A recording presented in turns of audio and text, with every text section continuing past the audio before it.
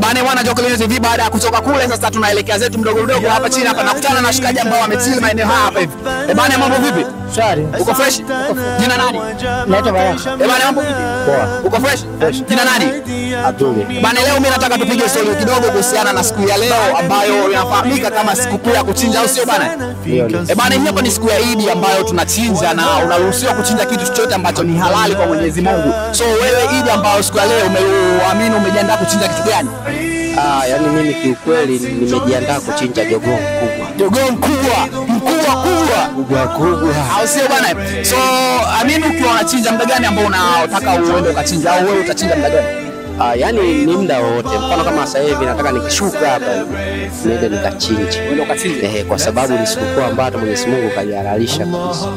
Okay, fresh. Bana mambo vipi? Yes. Bana leo ni siku ya Eid, siku ambayo tunakwenda kuchinja na kama inavyofahamika mara nyingi inapofika siku ya leo lazima uchinje kitu chochote ambacho ni halali kwa Mwenyezi Mungu. Wewe hapo umejiandaa kupata nyama au kuchinja kitu gani?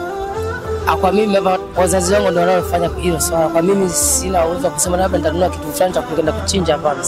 Leo wazazi wangu wamejiandaa kwa kuchinja mbuzi. Mbuzi. Kwa hiyo mazingira ya nyumbani paka sasa hivi mambo yako yashaka fresh, mbuzi shaandaliwa, unasubiri kwenda kula. Hapo sasa hivi mapema sana saa 11 ile nafanya kwa sababu shaandaa kila kitu. Na baada ya kula sasa tuzungumzie baada ya kula nini, umeshapata jogoo wako, ushapata mbuzi wako, baada ya kula mchoko ni wapi? Si mtoko hapa ni Coco Beach tu. Coco Beach?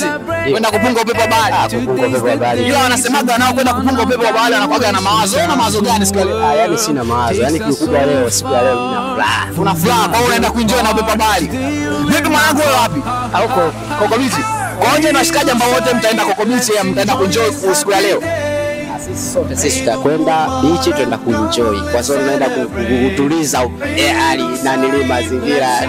Naelewa. Lazima ujiwaze kidogo. Basi shukrani wanangu, basi siku hii ya leo ikawa ni siku ya heri na baraka nyingi kwenu.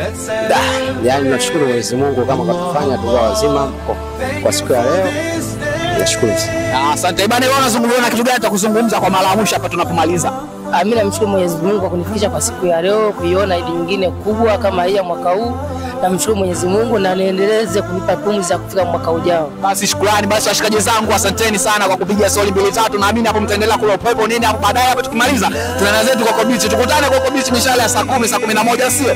Bana maana Jokelini TV hapo tulikuwa tukipiga swali na washikaji ambao wako hapa hivi wamekaa. Baada hapo anakwenda Coco Beach na kabla ya Coco Beach watakwenda kupata kwanza msosi ambao mshikaji mmoja atakuwa kila jogoo, mwingine atakula mbuzi. Wewe umejipangaje na siku ya leo, siku ya Eid ambayo ni siku ya kuchinja? Hebu drop ya comment afu tuambie umejiandaa kuchinja kitu gani siku ya leo, au sio bana? Hii hapa ni Jokelini TV.